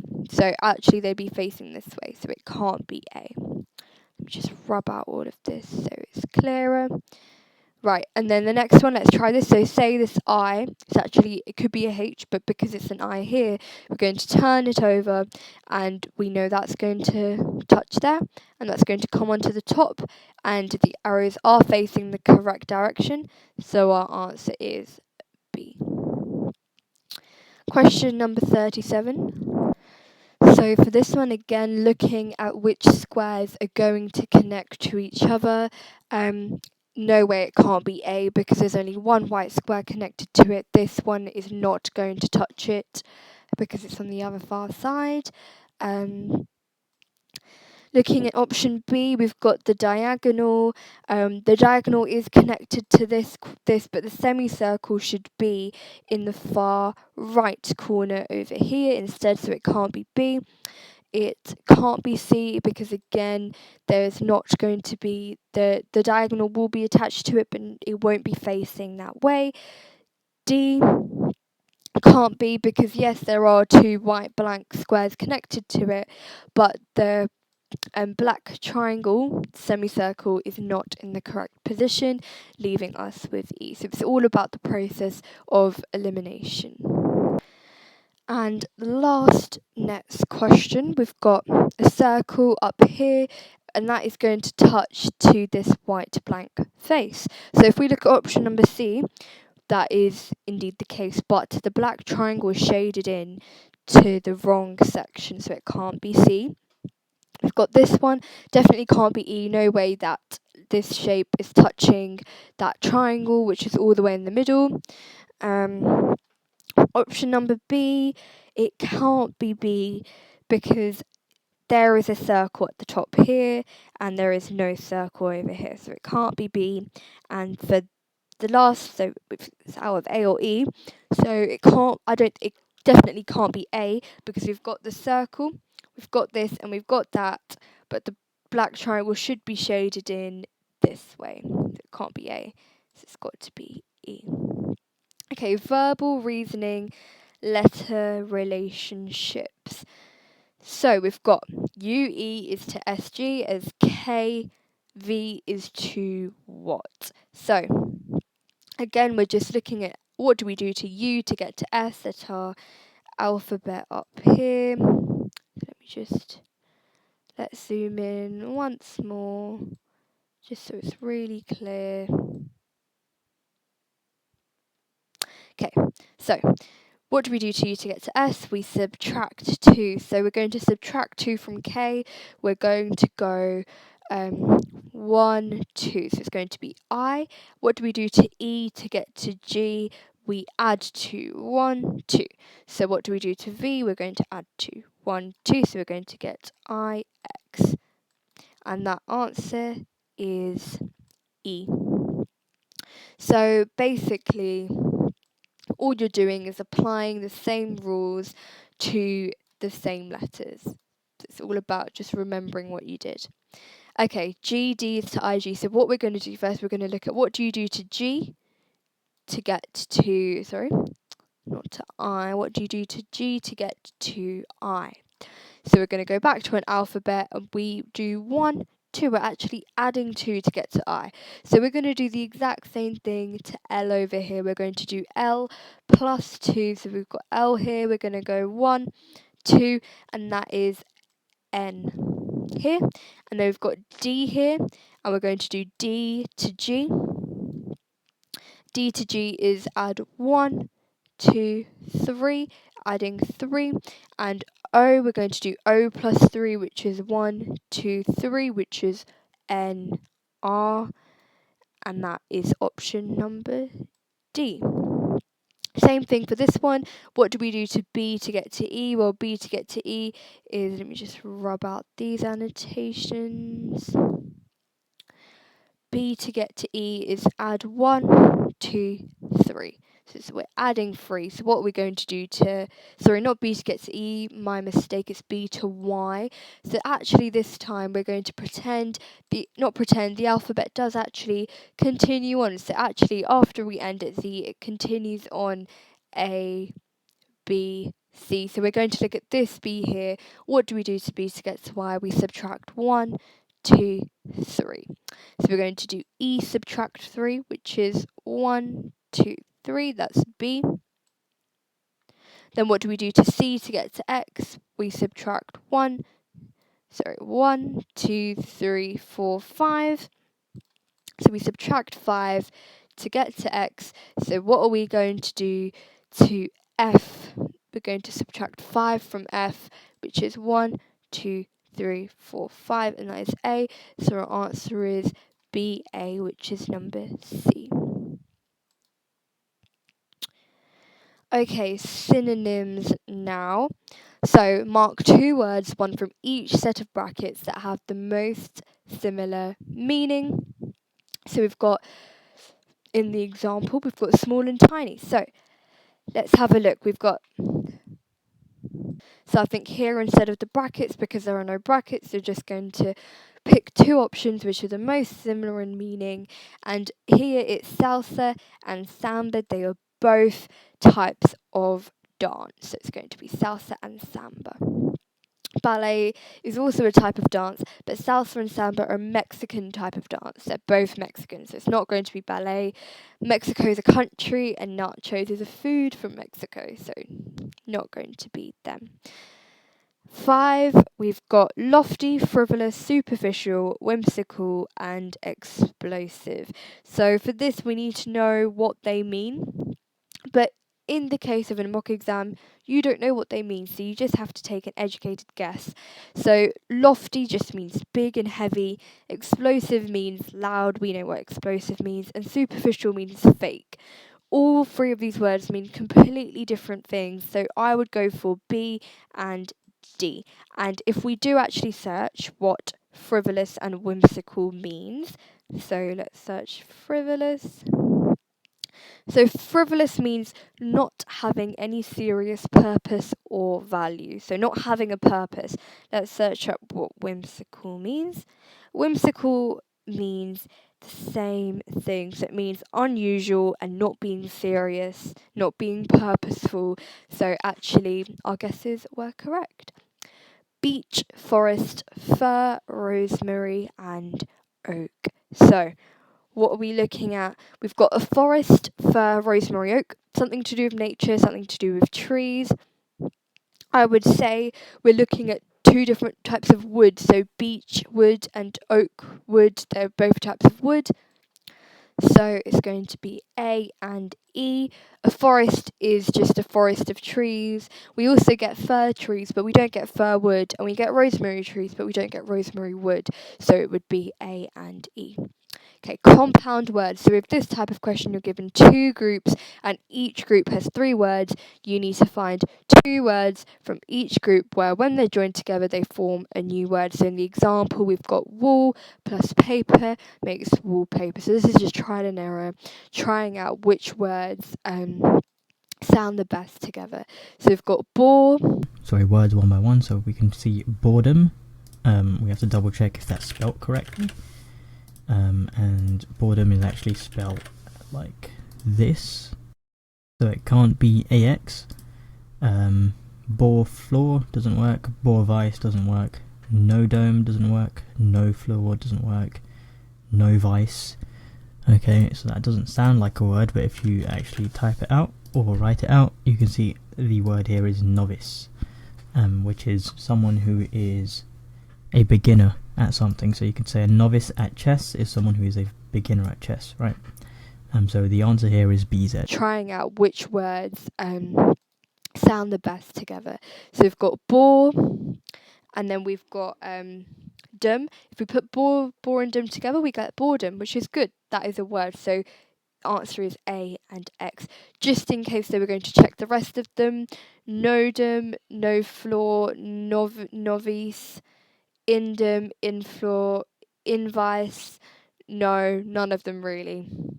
It's going to be A and X. Off ice, off grid, off way. Gas ice, gas grid, gas way. Out ice, out grid, out way. None of them really sounded right, so maybe we're not saying it correctly. So let's try again. We've got office. Yes, I was saying off ice, so my apologies. It's office, so it's going to be A and X again. And then for number 9, we've got page estate.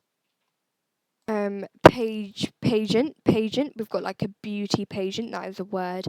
So the answer for this is A and Y. Okay, now we've got word pairs. So there are 3 pairs of words. You must complete the third pair in the same way as the first 2 pairs. So again, we're looking for a pattern between cradle and car. So where are they getting the letters from? What do you do to cradle to get to car? So we've got the first letter from cradle.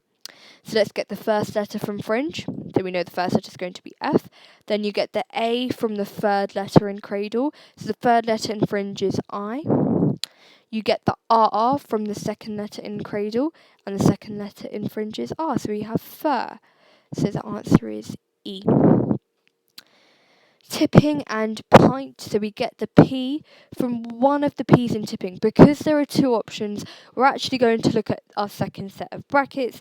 That's why they are there, so we can use them. Where do you get the T from tear? We get it from the third letter. So let's get the third letter from garland, which is R. The second letter from tear is the I. From the third to the end is A here, so it's going to be RA. Then we're going to go, where do we get the R from? That's the second from the end, that's N here. And then the E is from the beginning, which is G, so that's rang. That's option number B. Alright, and then number 12, we've got future and rut. So where do they get the R from? That's second to last. So the second to last letter here is T. It's going to start with T. And then we get the U. There are 2 options for the U here, so I'm actually going to go into our second set of brackets to make it easier. The second letter E is from the third to the end. So the third to the end here is A, so we're going to go A. And then we get the T from the third, so that's G, tag. And that gives us tag. Right, rearrange the words. So in the following question, you are given 2 words. Choose one letter that can be moved from the word on the left to the word on the right, making 2 new words. You can't rearrange the letters. So let's have a look. What can we move from flume to move it to gaze to make a word? So I would move to the answer is B, which is L. This is because if we take the L away, we get fume, and if we put the L in the middle between G and A, we get glaze. So we get fume and glaze. Let me just write it to make it really clear what I've done here. So we've moved the L to make 2 new words, like so. We've got cover and reap. I am going to move the letter C to make the words over, and recap do you see how I've positioned the C in the middle of the word? So our answer is A over here. Oh, whoops. That went everywhere. And then for ideal and earn, let's have a little look at what we can take away.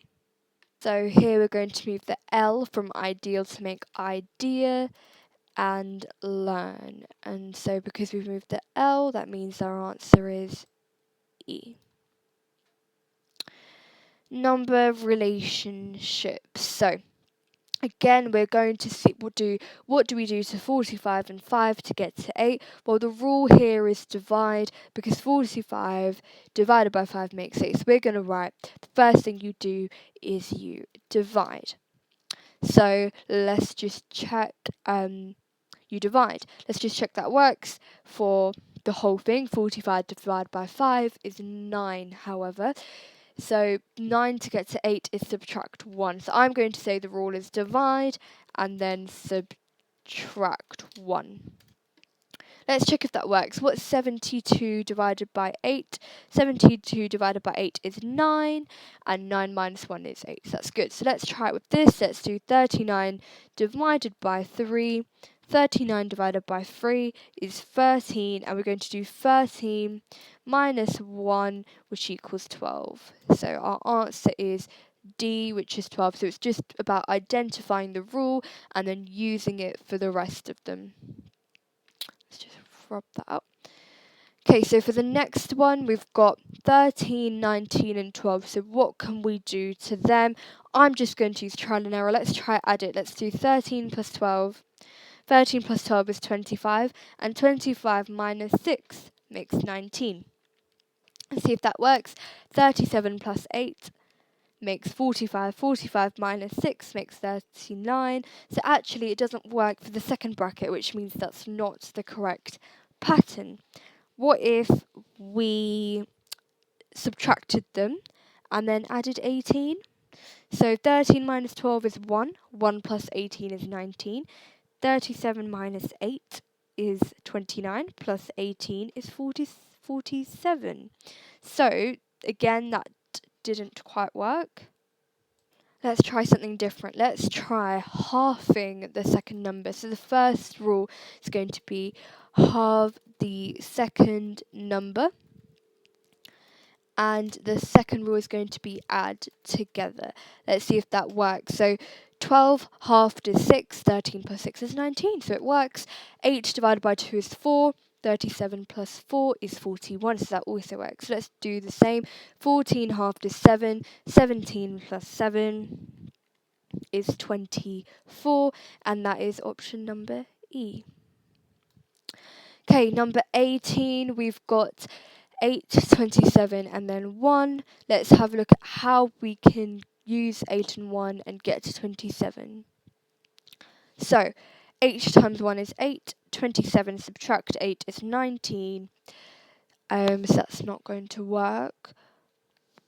You added 19, so if we multiply them together first, 8 times 1 is 8, and then you add 19, we get 27. Let's try that. Let's do 12 times 2 plus 19, we get 43. So let's have a look at what we can do with that. No, I was thinking we multiply them together and then subtract the number, but that's not going to work very well. Let's think of something else.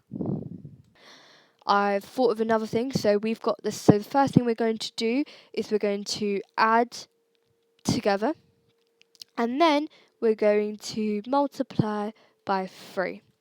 And that does work because let's try 12 plus 2 is 14, 14 times 3 is 42.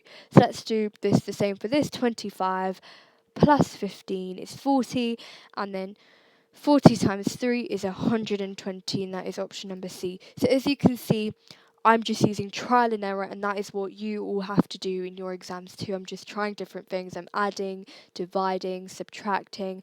I'm just trying loads of different things until it works for both sets of brackets. So that's exactly what you have to do. Find the 4-letter hidden word in the sentence. So for these, you know it's 4 letters, so all you're looking for is look at the ends of each sentence and all we need to do is, because it's multiple choice, you don't even need to look at the sentence, you need to look over here in our table. So we've got please open. We're going to look at the ends of each word, each one, and sometimes I do find it easier to look at the sentence, but I was just going to say it is just going to be option number B, because if you look here, you make the word none, and that is 4 letters. So it is easier to look at the sentence here. It's much clearer. So we've got call this number for missing person. So if you just look at the ends of each sentence where I'm highlighting, you should be able to find something. And oh, I've got it. We've got form over here, FORM, and that is between 4 and missing. So that's D. And the last one, the farmers, sheep almost became stranded. So we've got, let's have a look again at the end of each letter. Always just looking at all of them. So we've got the farmers. We've got ERSSH here. We've got EPAL. Oh, and I found it. Palm. It just took a bit of looking. We've got the word palm between sheep and almost, and that's option number C. Okay, now we've got complete the calculation using algebra and BIDMAS. So let's just write BIDMAS along on the side here so we know what we're doing. We're doing brackets first, but there's no brackets, there's no indices, but there's division first. So we're going to do 125 divided by 25 to make 5. Then we're going to do 5 times 10, which is so 125 divided by 25 is 5. And then the next thing on the list is multiplication. So we're going to do 5 times 10, which is 50. And 50 is equal to 120 minus 70. So it's going to be 120 for D. The next one, again using BIDMAS, we're going to do division first. 48 divided by 8 is 6. So we've done this bit. 6 times 5 is 30. So this side of the equation equals to 30. 5 times 7 is 35. So 35 minus 5 is going to make 30. So here we're just trying to equal out both sides of the equation. Right, so here we're creating a new word. Again, just copying the rules and the patterns we've been practicing. Hope. What do we do to hope and urge to make poor in the middle? Well, firstly, we get the P from the third letter. So third letter in dash is S, so it's going to be S first. We can eliminate any which doesn't start with S. Now the second, we can actually, if we're going to be smart about this, we know it's going to be SA, because B and D both have that, but we know the third letter is different. That's going to determine our answer. So let's skip straight to the third letter. We've got POU. It's got U over here. The U comes from the first letter in urge. So the first letter in the corresponding second word is L. So we know the third letter is going to be L. So that's B. So did you see how really quickly we just eliminated it? There's no point of sitting here working out the whole word. I just worked out 2 letters and I've got the answer. Same thing for question 25. Let's have a look where they got the L from. The L is from the second letter in flee. Second letter in bind is I. It's going to be I at the beginning. There you go. We can eliminate all of the options, leaving just E. So E for idea. Same thing here. Where are we getting the O from? That's the second letter in wrote. The second letter in tame is A. So it's going to start with A. So we can eliminate all of them, but option number A. So that's how quick it is. As long as you can identify 1 or 2 letters, you've got all of it. Substitution. So again, here it's a bit of algebra. We're just substituting our letters for numbers. So here our A is equal to, I'm just going to make this slightly smaller and just change the colour to black. So our A is equal to -1. So we're actually going to do -1 multiplied by -2, then multiply that by 7. So this is what our equation actually looks like. So let's write that underneath so we can see that clearly. Just make that a bit bigger. Okay, so now let's do -1 multiplied by -2 is just 2, and 2 times 7 is 14, so our answer is going to be D. So that is going to be our answer. We're going to circle that. There's my pen. There you go. Now the same thing for the next one. A divided by D is going to be 36 divided by 6, and then we're multiplying by B. That's going to be multiplied by 3. So 36 divided by 6 is 6, and then 6 times 3 is 18, so our answer is going to be C. Complete the... Ooh. Okay, so we're nearly there. So we're completing the alphabet series now. So let's have a look at the pattern. So we're going from B to C to G to H to L. Let's have a look. To go from B to C, we're adding 1. So let's write add 1 here. Then from C to G, we're adding 1, 2, 3, 4. So we're adding 4. Now to go from G to H, we're adding 1 again. And to go from H to L, we're adding 4. So we're going +1, +4, +1, +4. So if we just plus 4, we're going to +1. So we're going to do L plus 1 to get M. So we know our answer is going to start with M. So we're going to eliminate A, C, and D. Now for our second letter, F to E is subtract 1. E to K is add 1, 2, 3, 4, 5, 6. So we're subtracting 1 and then adding 6. Hopefully the pattern sticks to that. So let's have a look. K to J is also subtracting 1, and J to P is subtracting 6. So, sorry, J to P is adding 6. So we're going to subtract 1 next. So P subtract 1 is O, so it's going to be option number B, M, O. Let's just rub out all of this. Okay. Right, next question. We've got C to L is adding 1, 2, 3, 4, 5, 6, 7, 8, 9. So we're adding 9. Because the jump is quite big, I'm going to say this is a split pattern. So it means that you're actually going from C to F, F to I, and then I to whatever's next. And there's a separate pattern going on at the top. So C to F is actually 1, 2, 3. It's adding 3. Let's check that. F to I is also adding 3. Therefore, I plus 3 is going to be 1, 2, 3. Our answer is going to begin with L, so it's going to be D or E.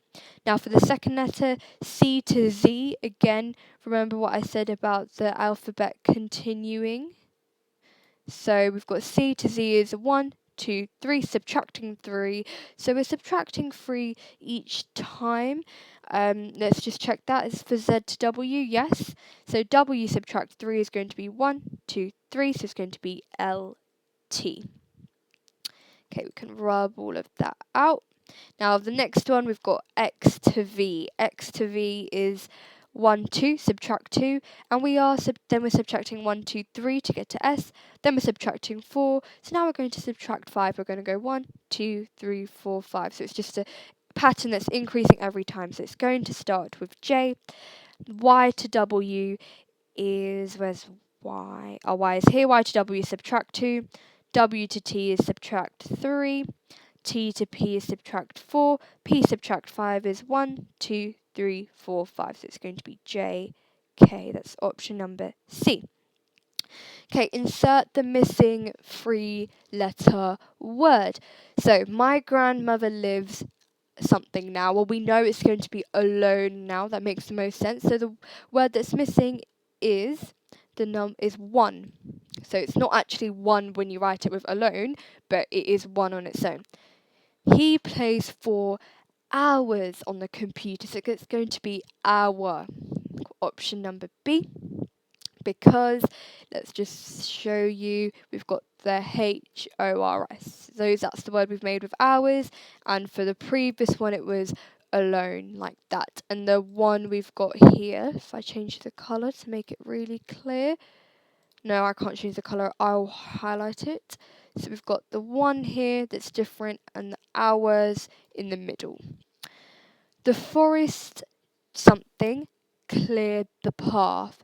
So the forest something cleared the path. Now we don't know where the thing is going up, but it could go at the beginning. I'm thinking this is going to be the forest rangers cleared the path. So rangers are just people who look after forests, and you can see that the ran at the beginning is your answer. That's option number A. So with these, it's partly using your common sense, knowing a lot of vocab, knowing a lot of words, and being able to apply them to this.